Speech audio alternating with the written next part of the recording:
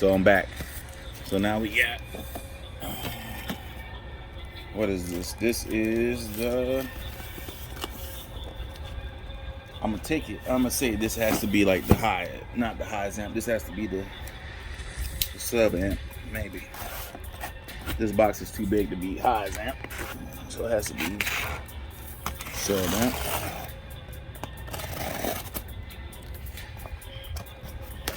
And I know some people might say, well, why are you gonna go back with the Skar's amp and just won't you just use the Skar's sub and then use a different amp?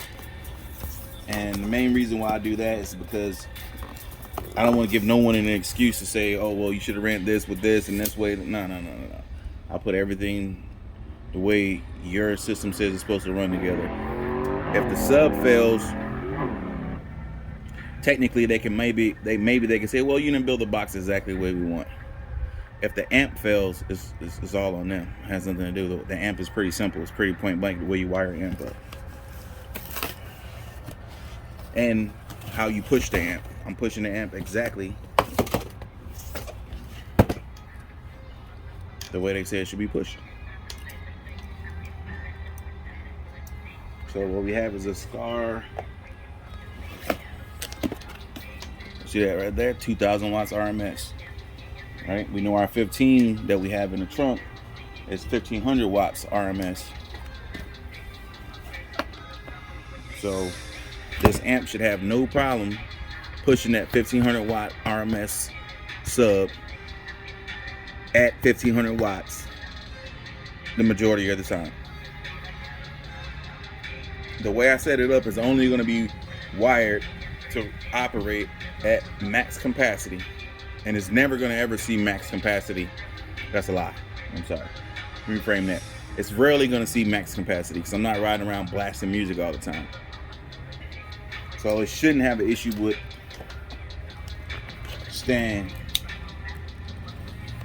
and durability and none of that stuff because it's not going to be getting maxed out.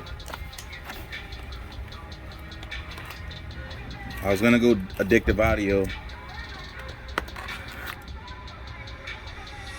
but before I take that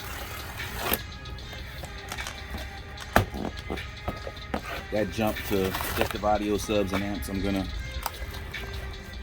give these guys one more try. Their warehouse is local, so I like that, but in the same sense, it's not a storeroom floor. It's just like a warehouse, but it makes it to where I can get their stuff like next day if I have an issue.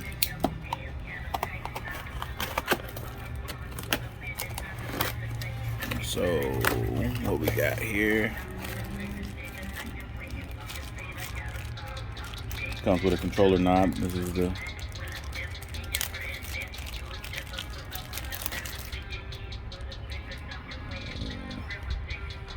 where's the knob? That has to be in somewhere. There we go. Here's the knob.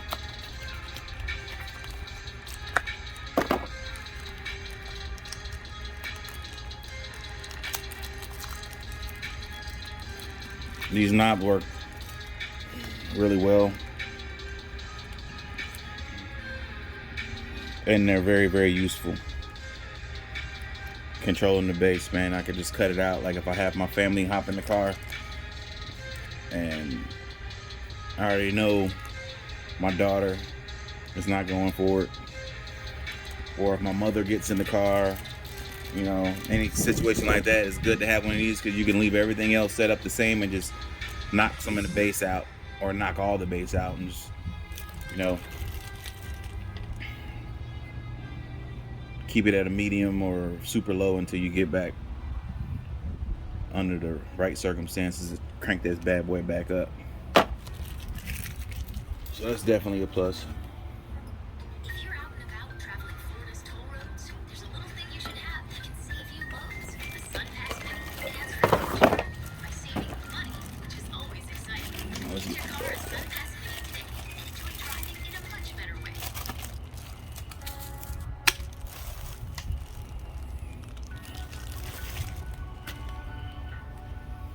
So here we go. Look like maybe some probably odd gauge terminals on it.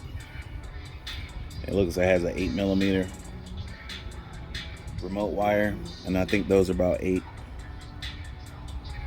for the speaker wires.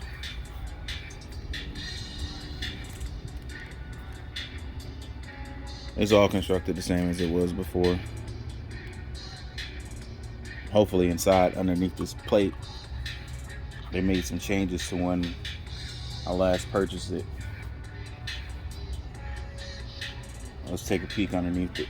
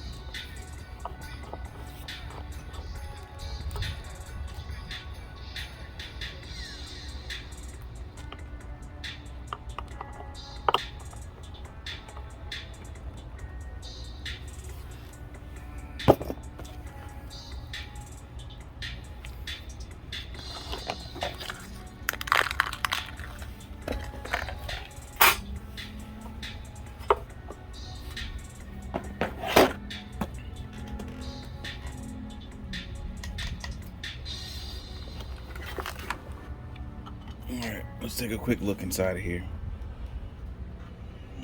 Mainly thing we're looking for, we want to look at the connections to the actual board and how they, if you could look, you don't have to be freaking an electrician or a computer board chip builder to see some I'm gonna say cheap work or poorly quality work. Mainly what you want to look at this board, you want to see on this board that the connections that are made, they're all soldered in. There's no loose or shaky connections where you know it's gonna come apart eventually or another. Once it gets warm up, once this amp heats up and it's rattling around, if there's any connection that you can see in here, if you can see a connection that's like loose and you find one,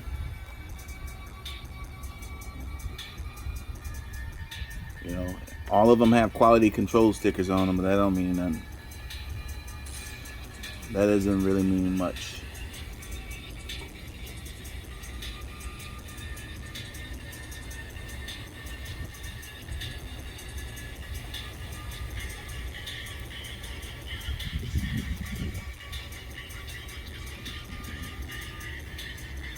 So it looks good, face value, all brand new. Connections are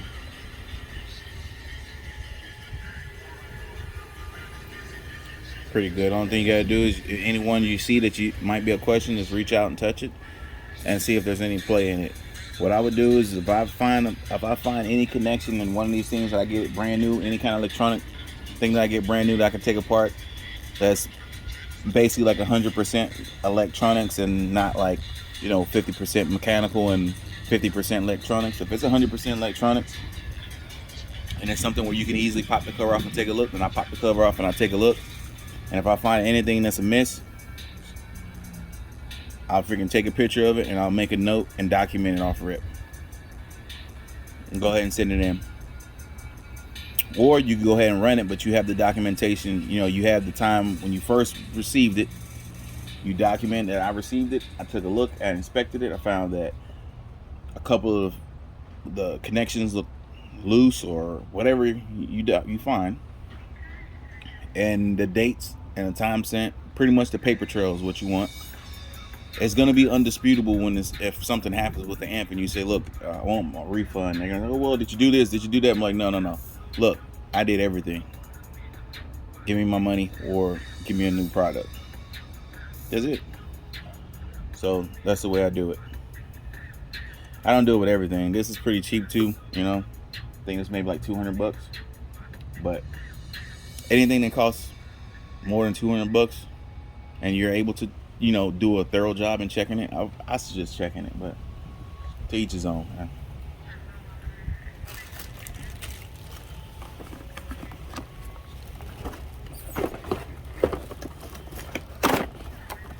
So that's it. It comes with instructions too on how to wire it,